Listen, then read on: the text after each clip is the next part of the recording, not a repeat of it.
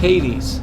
The fourth and final act was added to Titan Quest in 2007 as the expansion Immortal Throne. There is a very noticeable difficulty spike in Act 4. Normal difficulty is harder than Act 1 Epic. This will be a true test of your build and your gear. There's a lot of good monster infrequents to be found here, and the highest loot yielding chest in the game. Let's get right into monster infrequent farming. Formicids are giant ants that come in two varieties. The regular ones are just called formicids. The other type are pale formicids, which will appear later in the act. They have their own specific monster infrequents. There's a cave full of formicids north of Medea's Grove portal. There's a rebirth fountain inside the cave, so farming runs can be done very quickly. They have items for melee and caster classes. The shield, Soldier's Unyielding Will, is what most people farm them for. 100 defensive ability and 3% chance to dodge attacks. As with all monster infrequents, the affixes make all the difference. I was lucky to find this shield once before with +1 to all skills in defense. The pale formicids also have items for melee and caster classes. Myrmidon's Sting is a nice weapon, and some of the armor pieces look pretty good too. I didn't find any of these things on this playthrough though. The first boss chest in Act 4 is in Temple of the Grey. It's guarded by the three Grey Sisters. All of their attacks appear to be lightning based, so high lightning resistance will make this a fairly easy battle. Depending on your class and skills, you may be able to defeat them without entering the room. Their majestic chest isn't very productive. I wouldn't waste much time farming it.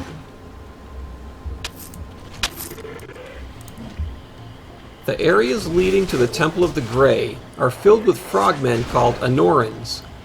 These also come in a pale variation later in the game. Anorans drop some really good monster infrequents. I'm going to get into more detail than normal, but this stuff deserves extra attention. Mbuti's Advocate is a spear that triggers Study Prey on attack, which lowers damage and piercing resistance. Bramblewood Bow has a 25% chance of 30 reduced resistance.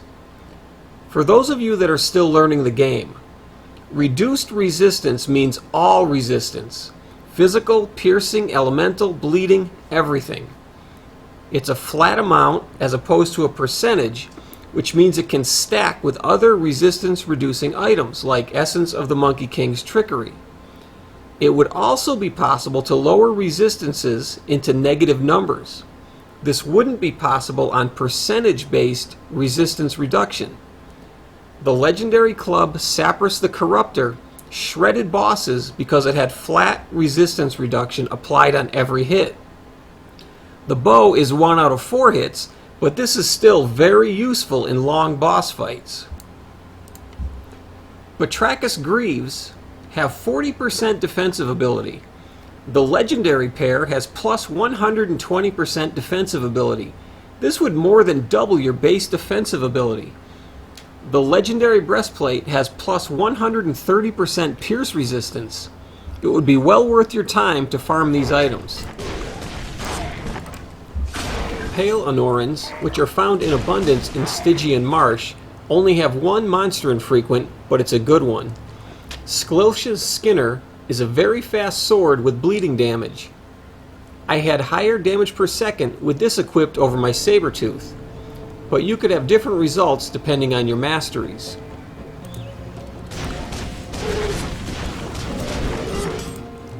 Lamians, which look like female versions of centaurs, can drop Ismene armor. The stats might be useful to rogues or hunters. Often found alongside Lamians are Antiochs, the large antlered beastmen. Sprig is their only monster infrequent. It's a club that triggers regrowth on low health. It's a nice effect, but the damage rating isn't that good. Karon, Ferryman of the Styx, blocks your path across the bridge. He has some very powerful attacks, mainly doing cold damage. High cold resistance and items with reduced damage from undead will help tremendously. The biggest danger are the jets of water that come through the broken parts of the bridge, so as long as you're not standing on top of one, you'll be okay. He leaves behind an orb, much like a Telkeen, but it doesn't have as good drop chances, although I did get a nice helm on this run.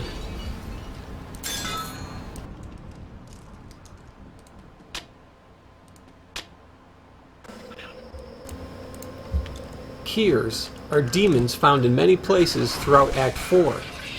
They have several monster infrequents. The most notable is the fire staff Ker's Fetish. This only drops from staff-wielding Keers, which are not very plentiful. In Passeron, there are a bunch of Keers that are part of the Among the Ruins quest. They drop green weapons fairly frequently. It's a nice spot to make some gold, or maybe even find a weapon upgrade. The Night Mistress's monster infrequents drop from Empusa demons. Your best chance of finding any of these items would be from the 4 Empusa heroes that are part of the Hades treasury quest. Some of these heroes can do a lot of damage, especially the Night Mistress herself.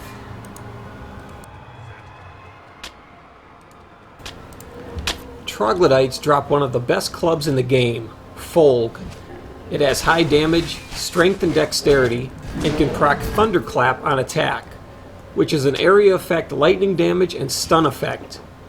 They also drop a helm, bracers, and greaves, all with high armor, damage resistance, strength, and dexterity. Nice items for tank builds. Makai are fast-moving demons found throughout the second half of Act 4. Their monster infrequents include the axe Fanoi and strength-based armor pieces. I killed hundreds of these on this playthrough and didn't find any of their items. Cerberus, the Warden of Hades, is found on level 5 of the Tower of Judgment. He does very high poison damage, but he can be quite easy if you're properly prepared. I had 75% reduced damage from beasts with my Boar Hunter's Shield and Of the Blade bracers, and 50% poison resistance. Unfortunately, he doesn't have very good loot drops.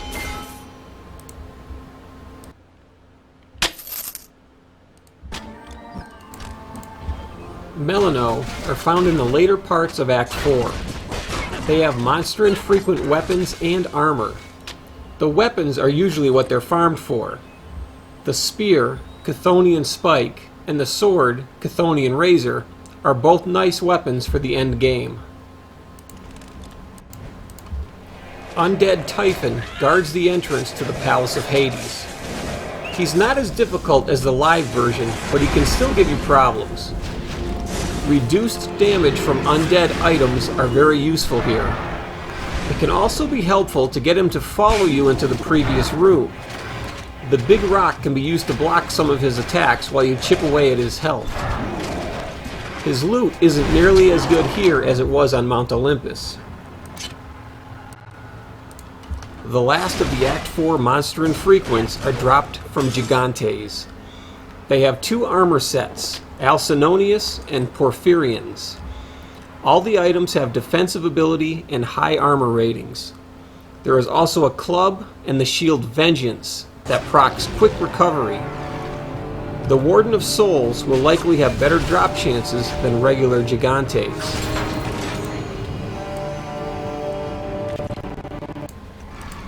Hades, God of the Dead, is the endgame boss. He has the second best loot drop in Act 4. Some masteries with the right skills will be able to defeat Hades without even entering his room. I did it with traps and poison gas bombs the first time. On later runs, I used a fire staff on his ghost form instead of my bow for the elemental damage. This worked pretty well. If you're going in to fight him, you will want high vitality resistance. It took 5 runs to get the Overlord to unlock Secret Passage. The Overlord can be used by all your characters and unlocks normal, epic, and legendary secret passage. On to Secret Passage and the best loot chest in the game. Secret Passage is located a short distance from the Rhodes portal, just past the cave leading to the giant crab. The monsters in Secret Passage were named after members of the development team. Some of them are very strong, and some you don't need to kill at all, including Toxius the Murderer, but we'll get to that later. The first monster, V, will respawn every time you kill him, so just run past him. He doesn't need to be killed. Killing the giant turtle Dave unlocks the door forward. You will need to kill most of the monsters in the cells to unlock the giant majestic chest at the end. All but one of the cells have doors you can open to kill the monsters. It may not even be necessary to open the doors. Area effect spells can kill them from the outside. Some can even be meleeed or hit with arrows if you get them in the right position. Melee classes sometimes have a problem with the sealed cell. Vince casts a spell that causes you to switch places with him. This allows you to kill the monsters in the cell. He typically will switch places with you again, but if he doesn't, you might have to teleport back to Rhodes and run back. When all the monsters are dead, you can open the chest at the end. I said earlier that it wasn't necessary to kill Toxius the Murderer to open the chest. You only have to kill his satyr form to unlock the chest. I'll do a quick run with a druid using area spells to demonstrate. You still have to be careful of his damage reflection, but if done carefully, you won't kill yourself in the process. Nate is the last mob to die, but Toxius is still alive and the chest opens. That wraps up normal difficulty farming. I'll be back later to farm epic and legendary bosses.